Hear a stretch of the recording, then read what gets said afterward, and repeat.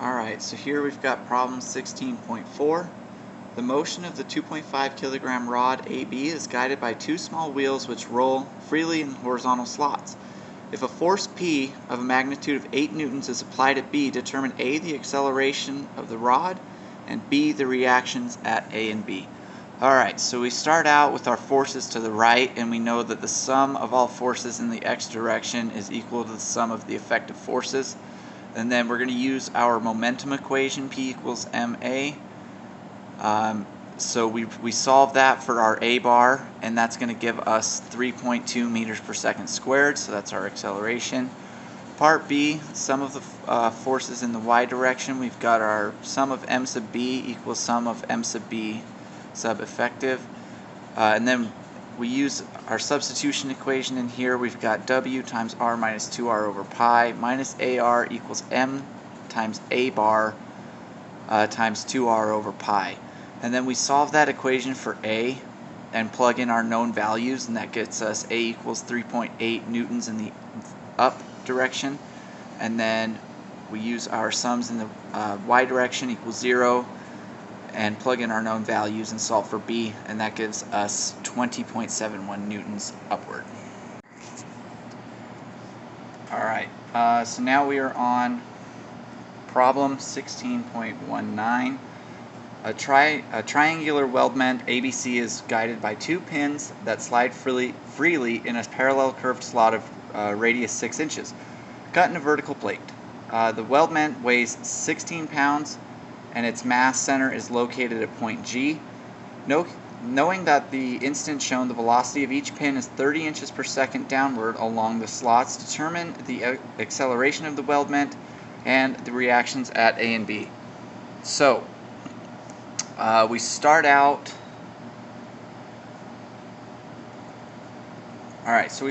by calculating the normal acceleration of the pin. So we've got our velocity and our a sub n, and we calculate our a sub n, and then we find the angle for that, which turns out that our a sub n is 12.5 feet per second squared at the angle 30, and our a sub t equals a sub t at angle 60. And then we drew our free body diagrams here, and from there we moved on to apply the equation of motion in the tangential direction. So we've got angle at 60 degrees is the sum of forces, and we solve that for a sub t and get that a sub t equals 27.886 feet per second squared at the angle of 60 degrees. And then the tangential and normal acceleration of the weld, we have our a sub n, and we drew a new diagram here, and now we need to solve for lambda, so we just take the inverse tangent of a sub n over a sub t, and then we can find our total acceleration by doing Pythagorean's theorem there, and find that a equals 30.6 at angle 84.1 feet per second squared. And then moving on to part B, we have our ma bar, and we can plug in our values and solve for that and get ma bar equals 15.1 pounds. And then we apply our momentum equilibrium about point A, and using that equation we can solve for B and get that B equals 1.29 at angle 30 degrees pounds. And then again apply the equation of motion in the x direction. So we've got our sum of the forces in x equals the sum of effective forces, and take that equation, plug in our values, and solve for a. We get a equals 0.5 at angle 30 pounds. Alright, problem 16.41. Disc A has a mass of 6 kilograms and an initial angular velocity of 360 rpm clockwise. Disc B has a mass of 3 kilograms and is initially at rest. The discs are brought together by applying a horizontal force of magnitude 20 newtons to the axle of disc A. Knowing that mu sub k equals 0.15 between the discs and neglecting bearing friction, determine the angular acceleration of each disc and find the angular velocity of each disc. So in this, we started out with our equation I sub a equals 1/2 m sub a times r squared sub a. And then we can solve for I sub A and get I sub A equals 0.0192 kilograms times meters squared. Next, we have the sum of the forces. So we have N equals P equals 20 newtons, and that's the horizontal force. F equals mu sub N, and that's equal to 3 newtons. And then we can use our equation for our motion equation. The sum of M sub A equals the sum of M sub A effective equals F sub R sub A to F times R sub A equals I sub A bar times alpha sub A. And then we can plug in our known values and solve for that alpha sub A, and that's going to give us 10.227, and then we can find our alpha equals 12.5 radians per second squared, which is in the counterclockwise direction. And then we have our equation for I sub B, which we do the exact same process as our I sub A, and find that our alpha B equals 33.3 radians per second squared.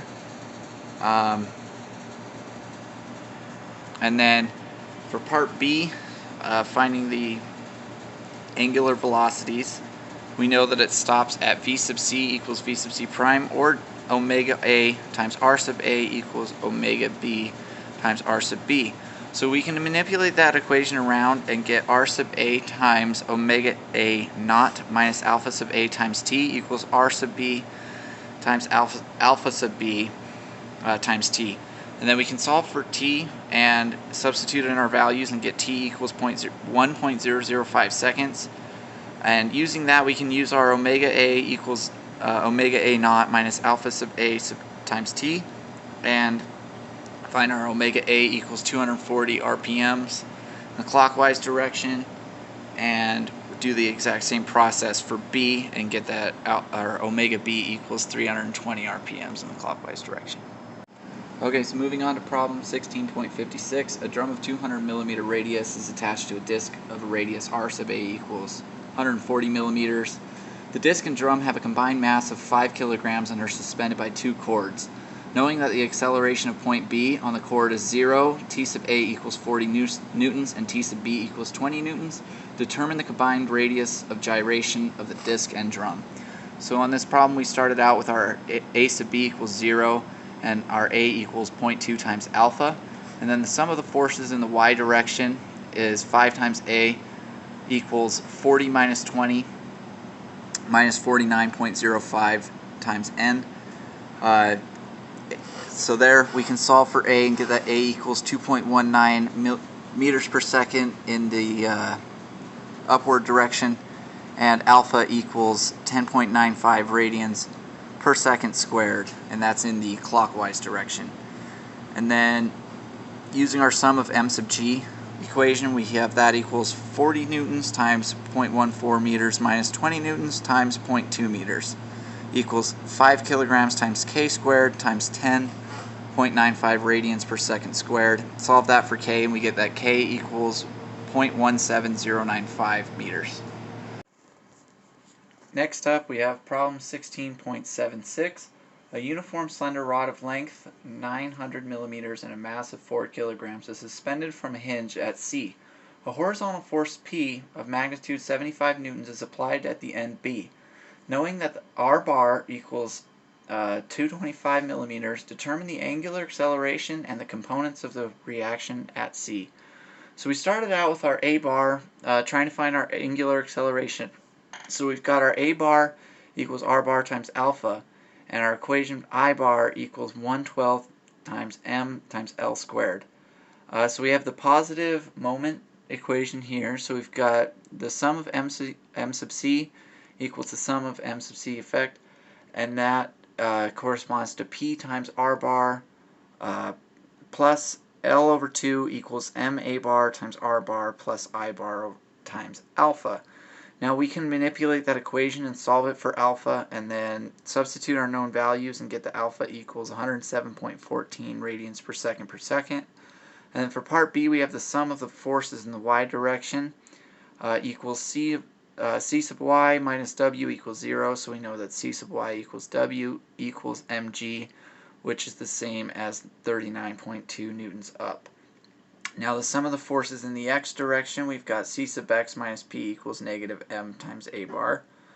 Do the same thing, solve that for c sub x, substitute in the values, and we got c sub x equals 21.4 newtons left. Alright, problem 16.94. A wheel of radius r and a centroidal radius of gyration k bar is released from rest on an incline and rolls without sliding. Derive an expression for the acceleration of the center of the wheel in terms of r, k bar, beta, and g. So we start out with our equation for I bar times alpha equals m times k bar squared times alpha, and our equation m times a bar equals mr alpha. So then we can switch over to our equation of the sum of m sub c equals the sum of m sub c EFF,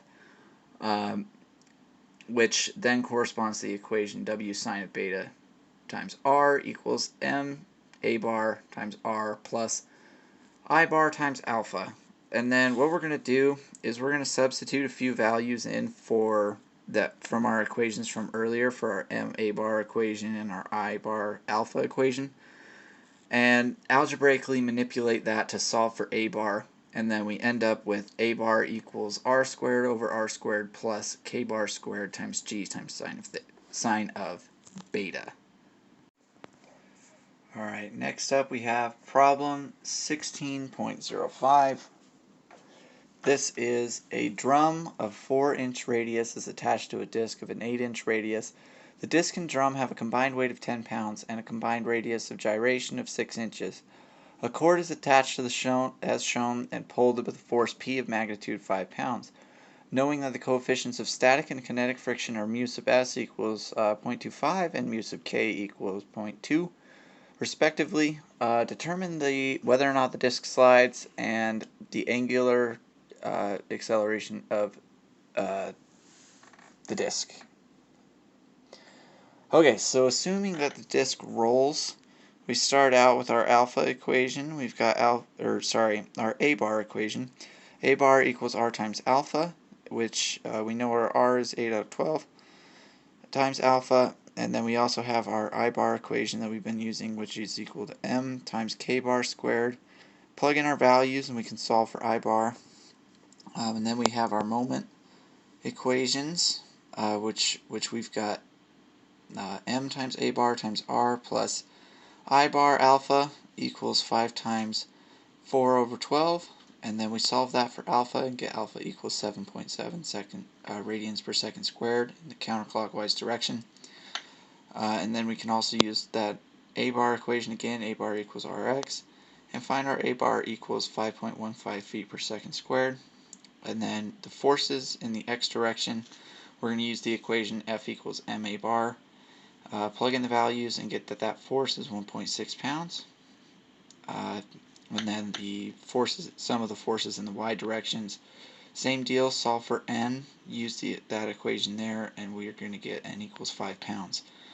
Lastly, we got to find our F sub m, which is equal to mu sub s times n, and then we can plug in our values that we just found. We have our mu sub s given from the problem and the n that we just found, so we got F sub m equals 1.25 pounds.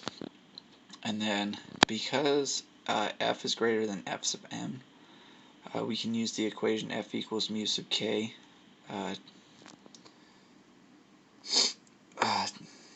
times n equals 0.2 times 5, which then we get 1 pound. So that's going to mean that it will slide.